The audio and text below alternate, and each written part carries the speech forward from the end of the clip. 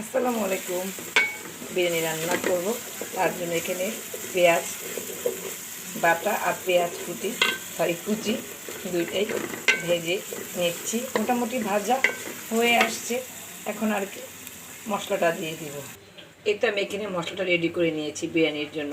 বিরিয়ানির মশলা: আদা বাটা, রসুন বাটা, জিরার গুঁড়া, ধনিয়ার গুঁড়া, টক দই, লবণ, 1 চা চামচ মরিচের গুঁড়া দিয়েছি একটু ঝাল হওয়ার জন্য। বাস, সব দিয়ে সুন্দর করে যে গুলিয়ে রেখেছি এখন দিয়ে দিব।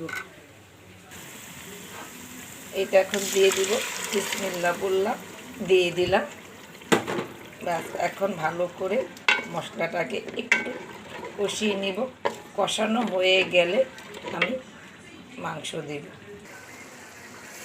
এই তো মশলাটা কষানো হয়ে গেছে, এখন মাংসগুলো দিয়ে দিব। মাংসটা আগে থেকে একটু ভেজে নিয়েছিলাম।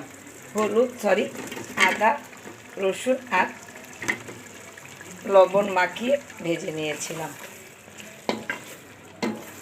এখন মাংসটা দিয়ে ভালো করে একটু কষিয়ে নিব।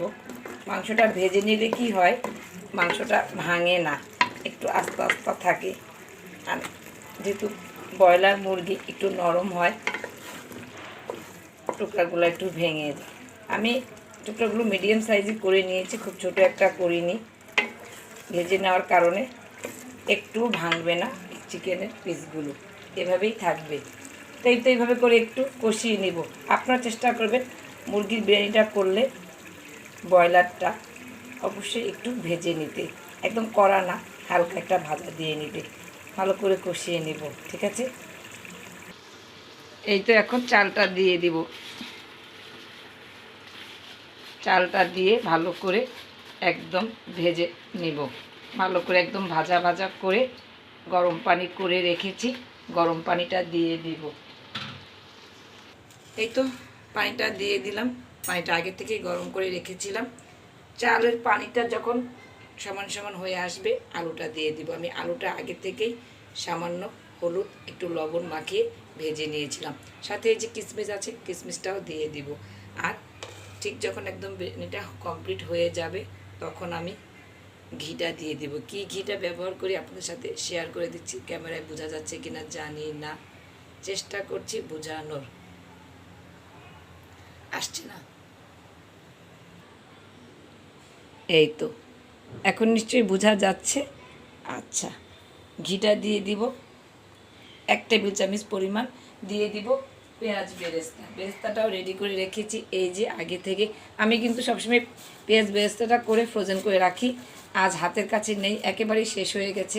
একটু ব্যস্ততার কারণে করতে পারিনি, তাই আজকে একটু তাড়াহুড়া লেগে গেল।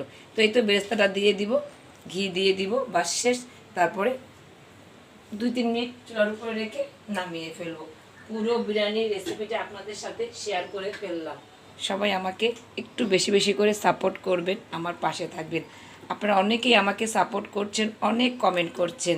অসংখ্য ধন্যবাদ, অসংখ্য ধন্যবাদ সবাইকে। আমার প্রাণঢালা শুভেচ্ছা ও ভালোবাসা রইল।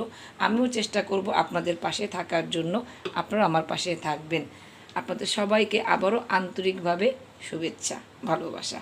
এই তো ঢেকে দিব।